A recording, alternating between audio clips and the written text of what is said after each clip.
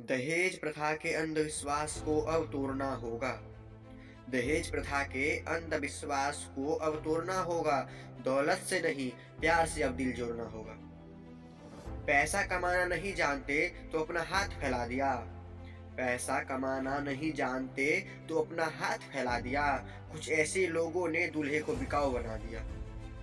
शादी के बाद बेटी के नए घर में एक शुरुआत देने के लिए आशीर्वाद के रूप में दहेज प्रथा की शुरुआत की गई थी, लेकिन समय के कारण कुछ लालची प्रवृत्ति के लोगों ने इस प्रणाली के वास्तविक अर्थ को बदल दिया है। अब दहेज प्रथा शादी का एक बहुत महत्वपूर्ण हिस्सा बन गया है।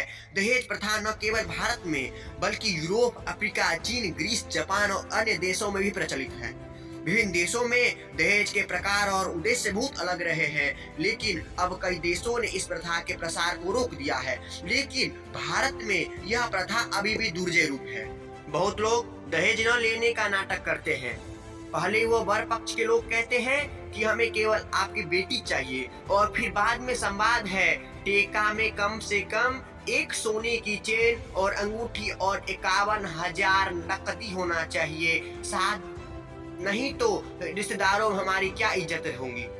उसके बाद शादी से पहले बेटी के पास अपने गहने पूरे होने चाहिए, और फिर आप जो चाहें उसे दे। जाति और समाज का ख्याल रखें। बहाना यह है कि जाति और समाज में समान बना रहे, और इसका मतलब है कि समाधान स्वयं ही है। अगर लड़का डॉक्टर या इंजीनियर है तो दहेज की मांग भी बढ़ जाती है, क्योंकि लड़का बहुत शिक्षित है। दहेज प्रथा के उन्मूलन कई कानून बनाए गए हैं, और समय के साथ कानून और अधिक कठोर बन गया है, लेकिन फिर भी बेटियां नहीं बच सकी।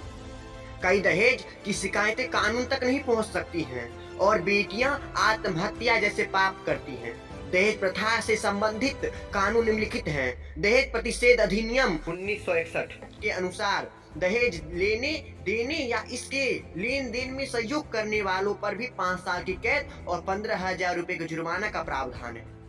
दहेज उत्पीड़न के लिए भारतीय दंड संहिता धारा 498 के तहत जो पति और उनके रिश्तेदारों द्वारा संपत्ति या कीमती सामान की अवैध मांग के मामले से संबंधित है, उसे 3 साल की कैद और जुर्माना हो सकता है। हम दैनिक समाचार देखते हैं कि दहेज के लिए एक महिला को जिंदा जलाकर मार दिया गया है, या उसे कहीं और ले जाकर हत्या कर दी गई है। आज के समय में ऐसी घटनाएं काफी तेजी से बढ़ रही है, इसलिए हमें इसे जल्द से जल्द रोकना होगा। हमने दहेज प्रथा के खिलाफ कुछ लाइनें बोली हैं, आप उसको ध्यान सुनिए और करने की कोशिश करिए, तभी हमारा देश इस दहेज मुक्त हो सकेगा। दहेज अभिशाप है, दहेज एक पाप है, दहेज एक अभिशाप है, दहेज एक कलंक है, दहेज जहरीला रंग है, दहेज एक कुरीति है, दहेज अच्छी रीति है, दहेज एक अपराध है, दहेज गंडीगार है, दहेज समाज का अपमान है, दहेज से नहीं मिलता सामान है, दहेज एक कुसंस्कार है, दहेज एक बीमारी है, बेटी की बाप की लाचारी, इसलिए दहेज मत लो, दहेज मत दो, दहेज को त्याग दो, दहेज से बचो, दहेज का बहिष्कार करो, दहेज का तिरस्कार करो, दहेज का अंतिम संस्कार करो, दहेज का इलाज करो, दहेज के भी समाज का निर्माण करो। सबको पता है यह कुरीति है, फिर भी लोग दहेज लेते हैं, लोग दहेज देते हैं, दहेज के लिए जमीन बेच देते हैं, दहेज के लिए जमीन बेच देते हैं, दहेज के लिए कर्जा करते हैं, अपनों से सौदाबाजी करते हैं, दहेज के लिए लड़ते हैं, दहेज के लिए झगड़ते हैं, दहेज के लिए मरते हैं, पाप करने से नहीं डरते हैं, दहेज को सम्मान मानते हैं, दहेज को अधिकार मानते हैं।